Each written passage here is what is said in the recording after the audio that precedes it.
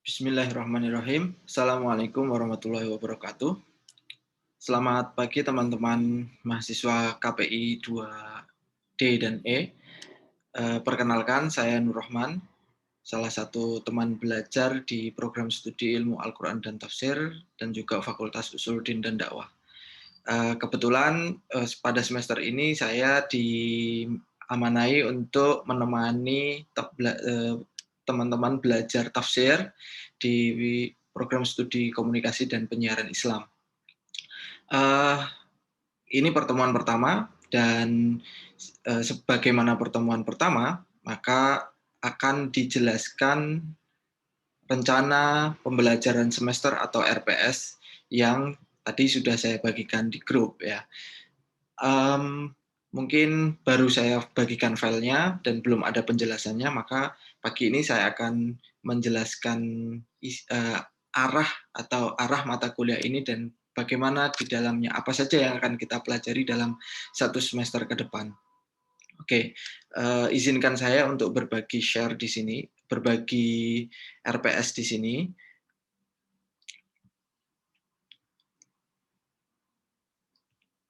Oke, sudah terlihat ya. Ini rencana program dan pembelajaran semester di mata kuliah tafsir di KPI. Pada pertemuan pertama kita akan perkenalan dan penjelasan tentang silabus atau ya RPS itu, apa tujuannya, kemudian apa saja nanti tugas-tugasnya dan apa saja yang akan kita pelajari dalam satu semester ke depan. Yang kemudian di pertemuan kedua atau minggu depan mungkin kita akan menjelaskan atau kita akan belajar bersama tentang apa itu tafsir, definisi tafsir itu apa sih sebenarnya. Dan di dalamnya nanti juga ada apa bedanya dengan takwil. Mungkin teman-teman sudah pernah mendengar, dan juga apa itu tarjamah gitu ya. Jadi tarjamah dan tafsir bahkan takwil itu beda-beda pemaknaannya. Dan kita akan eksplor lebih lanjut di pertemuan kedua. Pada pertemuan ketiga sampai kelima, Anda akan saya ajak untuk mengenal ragam produk-produk tafsir. Jadi tafsir itu sebenarnya ada yang sudah selesai, sudah final, yang mewujud dalam produk gitu ya.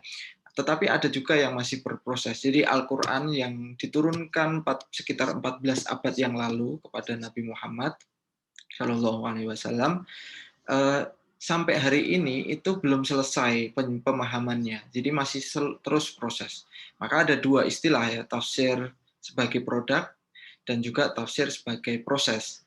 Nah, pada pertemuan ketiga sampai kelima, teman-teman akan kita ajak untuk memahami apa saja produk-produk tafsir yang sangat kaya dan sangat beragam, bahkan ada ratusan bahkan ribuan kitab tafsir yang tersebar di seluruh dunia ini.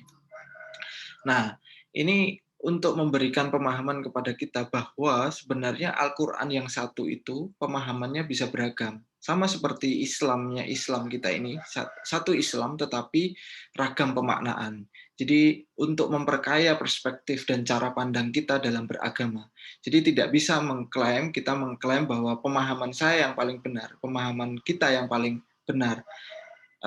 Ya, karena upaya memahami ajaran Al-Quran itu adalah sebenarnya memahami firman Allah, ya gitu. Jadi kalau Al-Quran itu pasti benar, tetapi tafsirnya ini bisa beragam. Jadi bisa salah dan juga bisa benar gitu ya. Nanti kita akan bahas itu di pertemuan selanjutnya. Nah, di pertemuan ke-6, Anda akan saya ajak untuk memahami apa saja sih sebenarnya kaidah-kaidah penafsiran itu. Jadi, orang menafsirkan Al-Quran itu tidak sembarangan, tapi ada kaidah-kaidah yang harus diikuti. Nah, ini yang kemudian nanti melahirkan cara berpikir kita bahwa memahami Al-Quran tidak cukup dengan terjemahnya, karena ada kaidah-kaidah yang harus diikuti. Begitu juga misalnya ketika kita menjadi seorang pendakwah atau ustadz atau penceramah, maka kita harus memahami kaidah-kaidah di dalam menjelaskan Al-Quran, dalam kita memahami Al-Quran itu. Sehingga kita juga punya sikap kritis ketika kita mendengar tausiah, mendengar ceramah dari siapapun itu, kira-kira ini sudah sesuai dengan kaidah atau belum gitu ya. Kalau belum seharusnya seperti apa dan sebagainya. Nah itu, memunculkan daya kritis, critical thinking ya. Kemudian di pertemuan ke-7 dan ke-8, nah Anda akan kita ajak untuk mengenal metode dan corak penafsiran. Kenapa ini penting? Karena produk-produk tafsir yang sudah kita pahami di awal itu punya metode masing-masing dan juga punya karakteristik, bahkan punya corak penafsiran yang beragam. Nah di sini kita urgensinya adalah kita akan memahami mengapa seseorang berpendapat seperti itu, gitu ya. Nah, apa yang mendasari pendapatnya itu, latar belakangnya. Jadi, seorang menyampaikan pendapatnya atau penafsirannya itu selalu dipengaruhi oleh latar belakang pendidikan, latar belakang sosiohistoris, sosial budaya, dan juga isu-isu isu-isu kondisi yang mengitarinya. Jadi ada isu-isu aktual dan sebagainya. Nah, di sini nanti Anda akan dikenalkan dengan metode tahlili itu apa, metode ijmali itu seperti apa, mengapa kok misalnya tafsir Jalalain yang ada di pesantren itu pakai metode ijmali, apa alasannya. Kemudian ada metode penafsiran muqarron dan juga tematik yang saat ini yang saya sampaikan tadi ya, tafsir sebagai proses itu salah satu caranya adalah dengan metode tafsir tematik. Jadi menafsirkan Al-Quran itu sesuai tema-tema tertentu, memilih tema-tema tertentu. Dan di akhir pada perkuliahan pertemuan ke-8 nanti teman-teman akan saya minta untuk membuat esai reflektif sekitar 500 hingga 100 kata ya, tentang itu. Kemudian pada pertemuan ke-9 dan sampai ke-12 ada beberapa isu-isu di dalam tema atau di dalam kajian komunikasi dan penyiaran Islam itu ada beberapa hal yang harus kita pelajari, misalnya komunikasi interpersonal itu seperti apa Al-Quran. Jadi lalu gaya komunikasi Al-Quran, misalnya di dalam Al-Quran kan banyak sekali ya komunikasi antara Nabi Ibrahim dengan anaknya Ismail, itu ada terjadi komunikasi yang perlu kita pelajari. Nah, di dalamnya kita akan pelajari itu ya. Terus kemudian komunikasi interpersonal itu seperti apa di dalam Al-Quran dan lain sebagainya.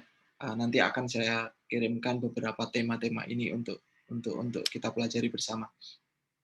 Nah, di akhir Anda akan saya minta untuk merefleksikan hasil belajar dalam satu semester ke depan untuk melihat fenomena atau realitas di ruang publik. Ruang publik ini bisa Anda temui misalnya di pengajian, di masjid, di khutbah Jumat, kemudian di media sosial, di YouTube, di Instagram, di Facebook, di Twitter dan sebagainya yang menjelaskan tentang isu komunikasi dan penyiaran Islam khususnya dalam kacamata atau perspektif tafsir Al-Quran.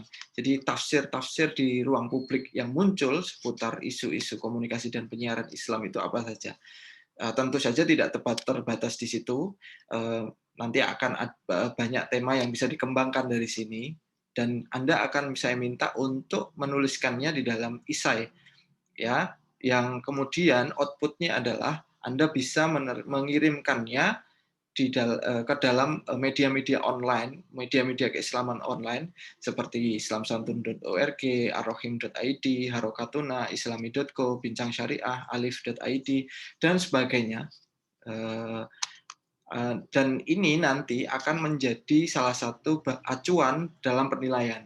Mahasiswa yang berhasil menerbitkan artikelnya di media-media online tersebut akan mendapatkan nilai A. Nah, gitu ya. Kalau lebih dari 1, bahkan 2, 3, dan sebagainya, bisa jadi saya akan berikan nilai A+, gitu ya. Dan ini sekaligus menjadi pembelajaran bagi kita untuk kemudian menuliskan gagasannya, idenya, dan disebarluaskan di ruang publik dengan media-media tersebut yang sudah mengemas artikel-artikel berkualitas, artikel-artikel tentang keislaman secara ringkas dan singkat. Saya kira tidak susah, tidak sulit, karena hanya 500 hingga 1.000 kata saja. Jadi tidak panjang-panjang. Tetapi kita akan belajar bersama tentang itu, dan semoga sehat selalu dan tetap bahagia dan tetap semangat. Terima kasih. Mungkin itu saja. Kita lanjutkan diskusinya di grup WhatsApp. Wassalamualaikum warahmatullahi wabarakatuh.